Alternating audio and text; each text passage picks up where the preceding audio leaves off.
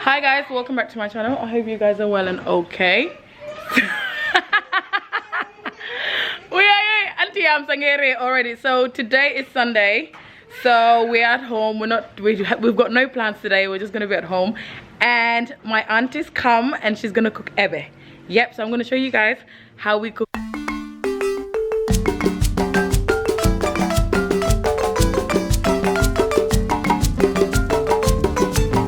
Ebbeh. It's a traditional no, it's a street food. Everybody loves Ebbeh. It's no the one one like one. The level I like the one.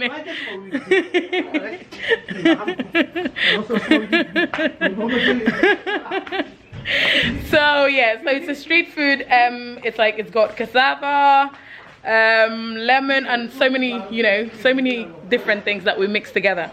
So she's going to cook it. She's really good at cooking Ebbeh. So if you guys want to see how we cook Ebbeh, then continue watching, and don't forget to like, subscribe, and share this video. Everyone is looking at me. Okay, then I'm going to turn the camera now and just show you guys the ingredients. You have it, kabubula kangini, kani bidija, Scotch bonnet, that's dahar, tamarind, and you have this tiny baby kong, catfish, and then you have the lemon here, and then you have the nyambi. Oh, where's the crab as well? Oh yeah, you have the crab here as well. Wait, they're going to... Ooh, that's a lot of crab. Wow. Look guys, some of them are alive, I think. They're moving. Are they? Oh. Right, so that's a lot of crab, and then there's shrimps as well. So y'all stay tuned for this Ebbeh. It's not going to be your regular Ebbeh.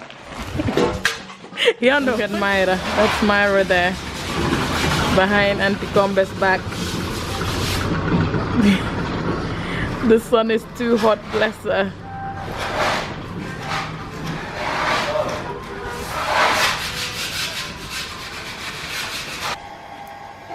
Yams and go. Yams, say hi.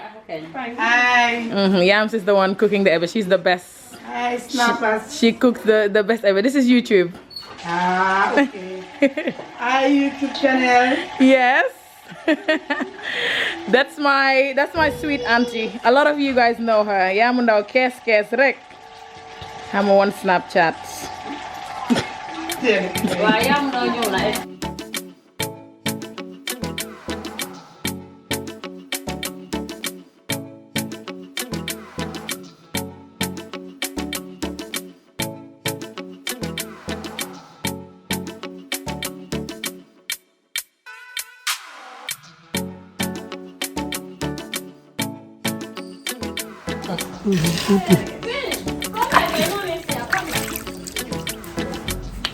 So the cassava, it's boiling now, so she's put it on. The cassava's gonna boil first. I don't know what's in here. What's here? Let's see if I can list it. Oh, that's the wonjo, that's sorrel. They're making wonjos. Ouch. So yeah, so nyambi bangeba. This is the beginning of the process.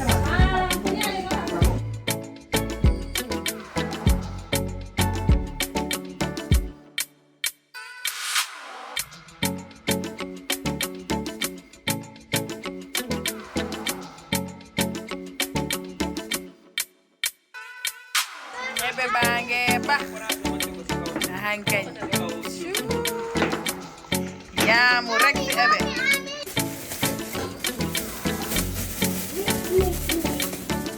So crab bangini, pre-boiled, right?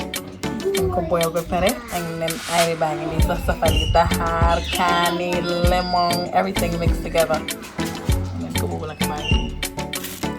Yeah, mungai up. Let me show you guys the Ebbeh boiling.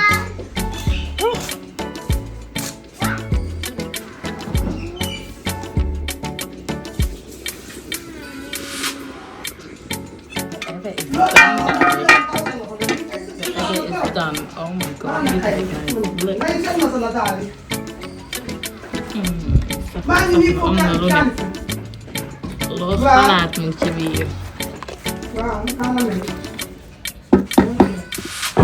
Wow,